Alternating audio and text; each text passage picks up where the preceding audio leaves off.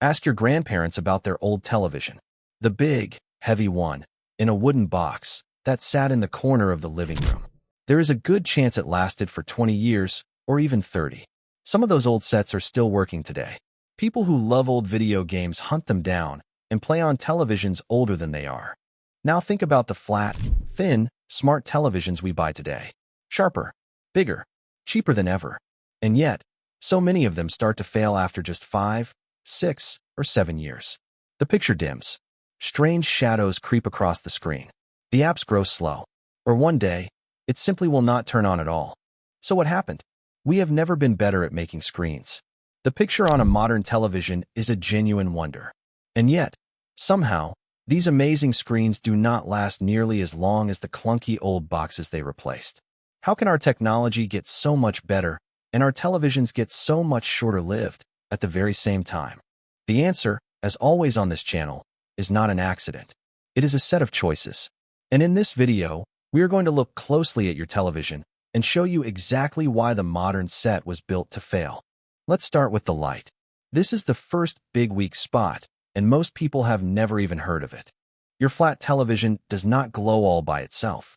Behind the screen is a set of small lights, called the backlight, that shine through and make the picture. Those lights are usually tiny LEDs. And here's the problem. Those little lights run hot. And over time, heat wears them down. They slowly grow dimmer. They can begin to flicker.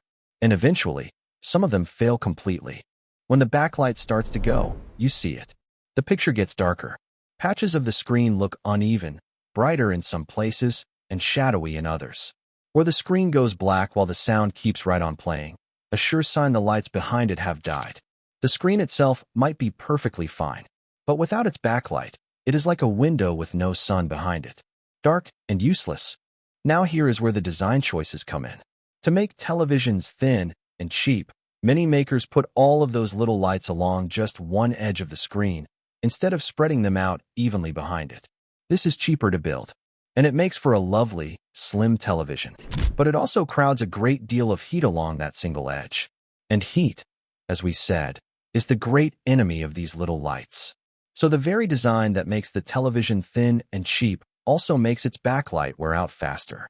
In fact, in careful tests, some of these thin, edge-lit televisions started showing visible problems with their picture after only a couple of thousand hours of use. That may sound like a lot, but for a family that watches a normal amount of television, that is only about a year. A single year before the cracks begin to show. Built thin, built cheap, and built to fade. Now let's look at a second weak spot, hidden deep inside. The capacitors. Inside every television is a power board, the part that takes the electricity from your wall and feeds it to the screen. And on that board sit little components called capacitors. We have met these before on this channel. They are small, cheap parts. And when they are made poorly or run too hot, they fail. They bulge, they leak, and they die. When a capacitor on the power board goes bad, your television starts acting strangely.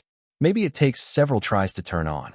Maybe it clicks over and over, but the screen never lights up. Maybe it just shuts itself off at random moments. To the owner, it looks like the whole television is dying. But very often, the real cause is one or two tiny capacitors, worth just a few pennies each, sitting quietly on that board. Here is the maddening part. For someone who knows how, replacing those little parts is a cheap and simple fix. But most people have no idea. They see a dead television, and they buy a brand new one. A whole television, sent to the dump, because of a part smaller than a coin. But here is the trick that is quietly killing more televisions than any broken part. And it is not about the hardware at all. It is about the software. The smart part of your smart TV. Your modern television is really a computer. It runs apps, connects to the internet, and streams all your shows. And just like a phone or a laptop, that computer needs updates to keep working well. The apps change, the services change, and the television has to keep up. But the companies only keep updating that software for a few short years. After that, they move on to their newer models. And slowly, your television gets left behind. The apps grow slow or stop working. A streaming service updates itself, and your TV can no longer run it. The screen is still perfect. The picture is still beautiful. But the smart brain inside has been abandoned, and it is going stale. And this is the key point. Most people replace their televisions not because the screen broke, but because the smart part became old and useless, long before the screen ever wore out. The brain is designed to go out of date years before the body does. So even a perfectly good screen gets thrown away because the little computer bolted to it was quietly left to rot. So you have a television with a backlight that fades, capacitors that can fail, and a smart brain that goes stale on a schedule. And when something does break, what happens? If it is the screen panel itself, you are usually finished. A replacement panel costs nearly as much as a whole new television, so no one ever bothers. And if it is the backlight or the board, the repair, while often cheap in parts, requires opening up a big, awkward, delicate television, which many repair shops will not even take on. So once again, you land on those familiar words. It is not really worth fixing. And another huge screen goes to the scrap heap. So who wins here? The television makers, of course. Instead of selling you one set that lasts 20 years, they sell you 3 or 4 in that same amount of time. The fading backlight, the failing board, the stale software, all of it brings you back to the store again and again. And each time, they sell you a bigger, smarter set that will go out of date all over again in a few short years. And who loses? You do. You pay for television after television, when one good one should have lasted for decades. And the planet loses badly. Televisions are big and heavy and full of metals and chemicals. And we throw them out by the millions, most of them with screens that still work perfectly well. And by now, you know this pattern by heart. The fading light and the cheap capacitor are the hidden weak links. The sealed, costly panel is the repair trap. And the abandoned software is the death clock, quietly ticking down the years. Different machine, the very same game. Build it to fade, build it to go stale, and build it so you cannot fix it. Then sell you the next one.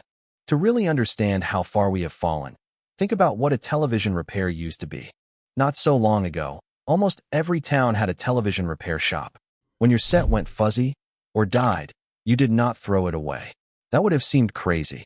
A television was expensive, and it was built to be fixed. So a repairman would come, or you would carry it in, and he would open up the back, find the failed part, and replace it. Those old sets were built like tanks. Heavy, simple, overbuilt, and made to last for decades, and to be mended when they finally faltered. Now, those repair shops are almost all gone.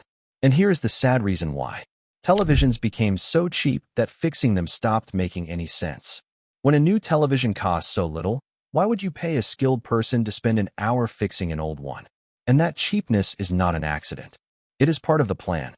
By making the sets cheap and flimsy and hard to open, they made repair a foolish choice. They did not just kill the television. They killed the whole idea of fixing it. The race to make televisions ever cheaper was also, quietly, a race to make them disposable. But there is a newer, stranger trick hiding in your modern television. And once you understand it, you will never look at that big screen the same way again. Your television is not just something you watch. It is something that watches you. Many smart televisions today quietly keep track of what you watch. They gather up that information, and they can sell it to companies who want to know your habits, so they can show you ads. And speaking of ads, more and more televisions now show you ads right on their home screen, the very moment you turn them on. You paid for the television, and now it is being used, every single day, as a billboard pointed straight at your own living room. Why does this matter for how long your television lasts? Because it changes the whole game. If a company can keep making money from your television long after you bought it, by harvesting your habits and showing you ads, then they have a powerful reason to keep you on their newest models, with their newest systems. The old television, running old software they no longer control as tightly, is worth less to them than a shiny new one, feeding them fresh data. In a strange way, you are no longer just the customer. You are part of the product. And a product is something to be updated and replaced on their schedule, not yours. There is one more weak spot worth knowing about, especially on the fancier screens. Some of the newest, most beautiful televisions can suffer from something called burn-in. If you leave the same thing on the screen for a very long time, like a news channel's logo in the corner or the score bar of a video game, that image can slowly get burned in and leave a faint ghost that never fully goes away. It is a kind of wearing out, baked right into how those screens work. The most gorgeous picture money can buy quietly scarred by the very things you love to watch on it. And have you noticed something else? It is getting hard to even buy a simple television anymore. A plain screen, with no smart system, no apps, no data gathering, no ads. Those have almost vanished from the shops. Why? Because the smart television, the one that watches you and shows you ads, is worth more to the companies, even if they sell it cheap. So the simple, honest, long-lasting option is quietly disappearing from the shelves, whether you wanted it or not. Your choice is being made for you. And behind all of this sits the same cold math we keep finding. A company that sells you one television every 20 years is a slow, quiet business. A company that sells you a new one every 5 or 6 years is 3 or 4 times bigger from the very same living rooms. So the machines got thinner, cheaper, smarter, and shorter-lived all at once. Not because that is better for you, but because it is better for them. And here is the part that should really sting. The television they are scrapping is, in every way that matters, a better machine than the tank-like set their grandparents owned. Sharper, bigger, lighter, cleverer. And yet it will not last a quarter as long. We poured all of our genius into making the picture beautiful and almost none of it into making the television last. That, too, was a choice. We could have had screens that were both stunning and long-lived. We simply were not sold them. Because a television that lasts 30 years is a television they can only sell you once. So how do you fight back? You have more power than you think. First, do not always chase the thinnest, cheapest television. Remember, the very thinness that looks so nice can crowd the heat and shorten the backlight's life. A slightly thicker set, with its lights spread evenly behind the whole screen, often runs cooler and lasts longer. And a well-made television from a brand known for quality, while it costs more upfront, can easily outlast 2 or 3 cheap ones. Second, you can beat the software death with a very simple trick. When the smart part of your television gets old and slow, you do not have to throw the television away. You can plug in a cheap little streaming stick or box, the kind that costs very little. Suddenly, your old television has a brand new, fast, up-to-date brain, and all your apps work again. The beautiful screen lives on for many more years, all for the price of a small gadget. Third, do not give up on a dead television too quickly. If it clicks and will not start, or the screen is dark but the sound still plays, the cause may be a cheap part, like a capacitor or a backlight strip. It is worth asking a repair shop or searching your television's model and the fault online. You may find that thousands of others had the very same problem, and that the fix is far cheaper than a whole new set. Fourth, when you do buy, look for the honest, sturdier options. Some brands are well known for lasting far longer than others, and it is worth asking around, or reading the long-term reviews, before you spend your money. And if you can find a television that lets you turn off the ads and stops quietly harvesting your data, then all the better. You are looking for a screen that works for you, not one that quietly works on you. Fifth, and simplest of all, protect the screen you already have. Keep it out of direct heat and strong sunlight, which age the backlight faster. Turn the brightness down a little from its blinding factory setting, which also helps those little lights last longer. And try not to leave a single bright, still image frozen on the screen for hours on end, which is the very thing that causes burn-in. Small habits like these can quietly add years to your television's life. And most of all, remember the trick. When your television starts to fade, or its apps go stale, you now know that this was very likely built in from the start. The screen is probably fine. It is the cheap parts and the abandoned software that were designed to give out first. So the next time your television dims, or shadows creep across the screen, or the apps grind to a halt, do not just rush out to buy the newest, biggest model on the wall. Stop. Ask what really failed.